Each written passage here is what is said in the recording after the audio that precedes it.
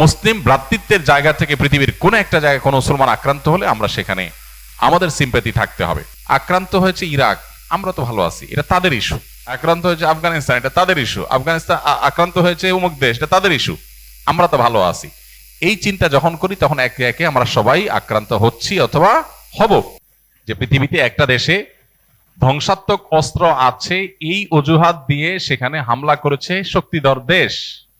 হামলা করে গোটা দেশ তছনছ করে একটা দেশের মানুষকে ধ্বংস করে দিয়ে, একটা জনপদকে ধ্বংস করে দিয়ে তারা ক্ষান্ত হয়েছে। কিন্তু শেষ পর্যন্ত সেই তথাকথিত ধ্বংসাত্মক অস্ত্র পাওয়া যায়নি। তাহলে এত বড় একটা ধ্বংসযজ্ঞ চালানো হয়েছে ভুল ধারণার উপর ভিত্তি করে, সেটার জন্য কাউকে সরি বলতে দেখা যায়নি। আজকের পৃথিবীতে আমরা বলি মববাজি করা যাবে না, আইন হাতে তুলে নেওয়া যাবে না, বিচারের প্রতি শ্রদ্ধা রাখতে হবে। কিন্তু এই কথাগুলো যেন গরিব মানুষদের জন্য প্রযোজ্য, গরিব দেশগুলোর জন্য প্রযোজ্য। যাদের পাওয়ার আছে তাদের জন্য এগুলো চলে না, তাদের জোর যার মূল্য তার, এই নিয়মই তাদের জন্য চলে। এই জন্য 2025-এর পৃথিবীতে এসেও মোহাম্মদ সাল্লাল্লাহু আলাইহি সাল্লাম কিভাবে রাষ্ট্র পরিচালনা করেছেন, তিনি কিভাবে বৈশ্বিক সংকট মোকাবেলা করেছেন, তার আদর্শ কি ছিল সেটা দেখবার মতো। কেউ পৃথিবীতে ইসলাম এবং মুসলমানদের শত্রুরাও কেউ দেখাতে পারবে না মোহাম্মদ সাল্লাল্লাহু আলাইহি সাল্লাম কিংবা তার 4 খলিফা 30 বছর শাসন করেছেন এবং অর্ধ পৃথিবী তাদের পায়ের তলা একটা পর্যায়ে এসেছে।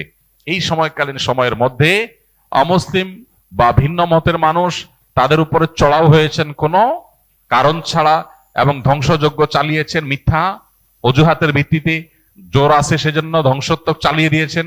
এরকম কোনো ঘটনা কেউ দেখাতে পারবে না। অতএব আজকের এই অস্থির, অশান্ত এবং সভ্যতার ভেগধারী অসভ্য পৃথিবীকে সভ্য বানাতে হলে মুহাম্মদ সাল্লাল্লাহু আলাইহি সাল্লামের আদর্শ ব্যক্তি থেকে রাষ্ট্র এবং আন্তর্জাতিক জীবন সর্বত্র চর্চা করার বিকল্প কোনো পথ আমাদের সামনে খোলা নেই। আমরা ট্রাই করতে পারি বিভিন্ন আইডিওলজি, কিন্তু আমরা ব্যর্থ হব নিশ্চিত যাবত না আমরা মুহাম্মদ সাল্লাল্লাহু আলাইহি সাল্লামের সিরাত এবং তার সুন্নতের দিকে প্রত্যাবর্তন ফিরে না আসবো। আল্লাহ আমাদেরকে ফিরে আসার তৌফিক দান করুন।